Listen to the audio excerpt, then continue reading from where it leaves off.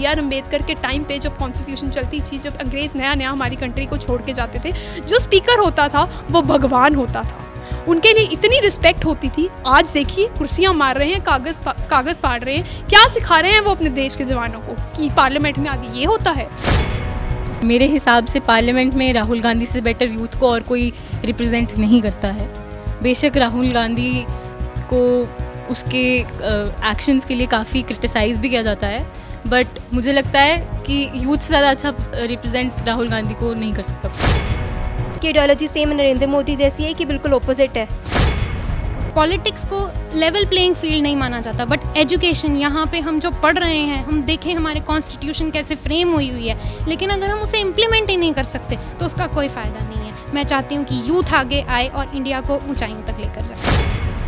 क्या child labour है आज हमारे पास, रेप केसेस, लोगों को पता नहीं है कि what is a good touch and what is a bad touch. इन सब चीज़ों को, सेक्स एजुकेशन एक्सेट्रा, सब चीज़ें जो हमारी कंट्री को अपलिफ्ट करेंगी। आज वैक्सीनेशन की बातें होती हैं, आप गरीबों को देखते हो कि वैक्सीनेशन नहीं लगानी, क्यों नहीं लगवानी? बिकॉज दे आर इलिटरेट, उन्हें समझ नहीं है, उन्हें पढ़ाया नहीं गया। इसी दौर में अगर हम ऐसे ही उनके बच्चों को एजुकेट करेंगे, उन गरीबों के बच्चों को एजुकेट करेंगे, तो वो अपने माँ बाप को जाके बोलेंगे कि नहीं ये ज़रूरी है, वो लॉजिकल रीजनिंग समझेंगे। तो एजुकेशन यूथ की बहुत इंपॉर्टेंट है, क्योंकि एक कंट्री का फ्यूचर सिर्फ उसकी यूथ ही होती है। ये हमारा कोई ऐसा ही इवेंट नहीं था, ये सारे हमारे क्लास के बच्चे हैं। जो हम इंदिरा गांधी के बारे में पढ़ते हैं, मॉक पार्लियामेंट के बारे में पढ़ते हैं, ये सब हमने फिजिकली करके दिखाया है। तो कुंदन विद्या मंदिर जिस स्कूल में हम 14 सालों से पढ़ रहे हैं, वो सिर्फ किताबों पर फोकस नहीं करता, सिर्फ थ्योरेटिकल नॉलेज पर फोकस नहीं करता, बल्कि प्रैक्टिकलिटी से भी बच्चों को समझाने का एक अप्रोच है कुंदन विद्या मंदिर।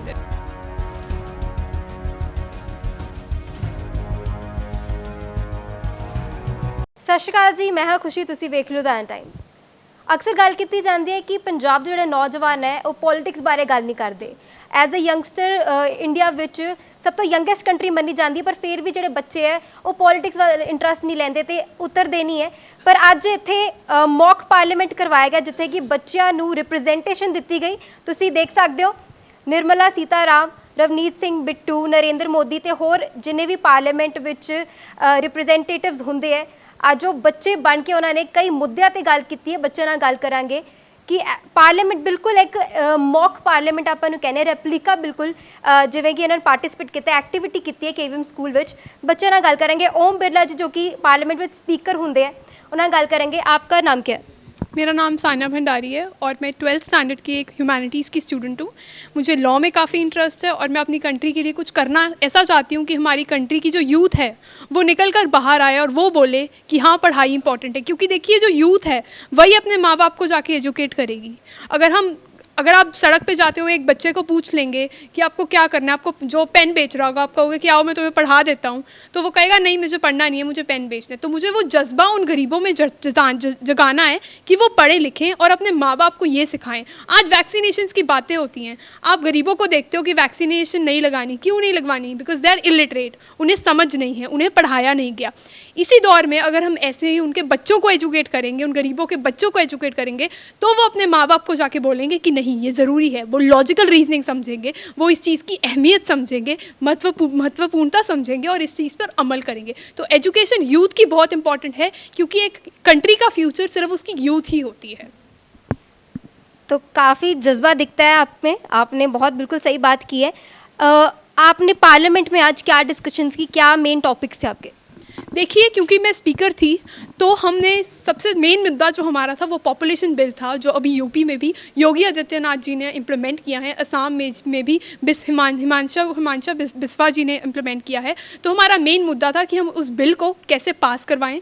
उसके बाद हमने 0 आवर में कई ऐसी डिस्कशंस की, जैसे ऑपोजिशन ने राम मंदिर पर सवाल उठाए, रूलिंग ने उनका डटकर जवाब दिया, कोविड पर, वैक्सीनेशन पर, बेड्स पर इतने सवाल उठे हैं और सब चीज़ों की लॉजिकल रीजनिंग हुई है। ऐसे नहीं कि फालतू के जवाब या सवाल हुए हैं, सब चीज़ों की लॉजिकल रीजनिंग बेसिक्स के साथ हमारे स्टूडेंट्स ने और हमारे दोस्तों ने मिलकर इस मॉक पार्लियामेंट को इनिशिएट किया है। और ऐसे ही हमें कुंदन विद्या मंदिर में पढ़ाया भी जाता है। ये हमारा कोई ऐसा ही इवेंट नहीं था, ये सारे हमारे क्लास के बच्चे हैं। जो हम इंदिरा गांधी के बारे में पढ़ते हैं, मॉक पार्लियामेंट के बारे में पढ़ते हैं, ये सब हमने फिजिकली करके दिखाया है। तो कुंदन विद्या मंदिर जिस स्कूल में हम 14 सालों से पढ़ रहे हैं, वो सिर्फ किताबों पर फोकस नहीं करता, सिर्फ थ्योरेटिकल नॉलेज पर फोकस नहीं करता, बल्कि प्रैक्टिकलिटी से भी बच्चों को समझाने का एक अप्रोच है कुंदन विद्या मंदिर में।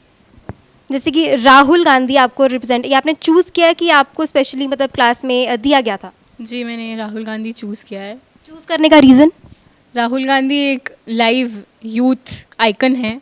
मेरे हिसाब से पार्लियामेंट में राहुल गांधी से बेटर यूथ को और कोई रिप्रेजेंट नहीं करता है।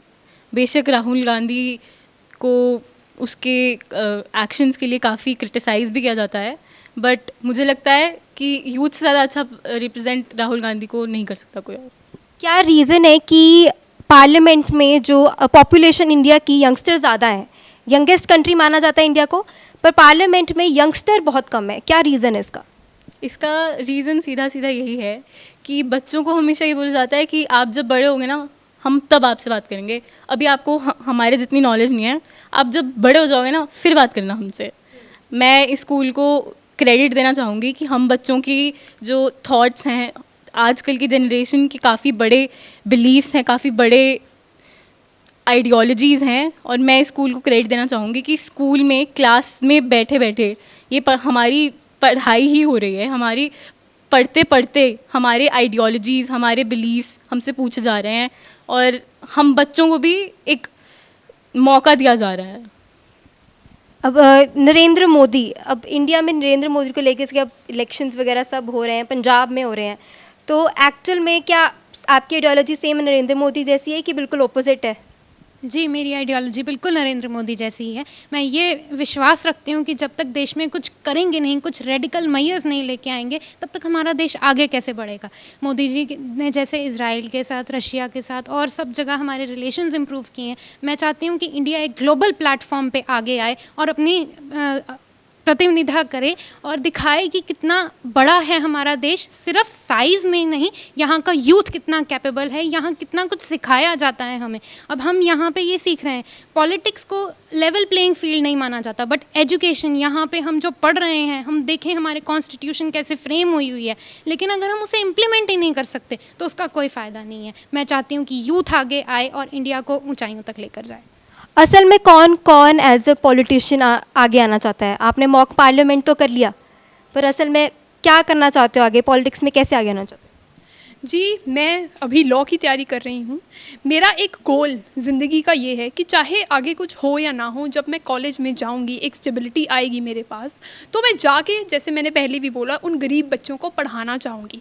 इस हद तक पढ़ाना चाहूँगी कि वो बस सही और गलत का पहचान कर लें। क्या चाइल्ड लेबर है आज हमारे पास, रेप केसेस, लोगों को पता नहीं है कि what is a good touch and what is a bad touch.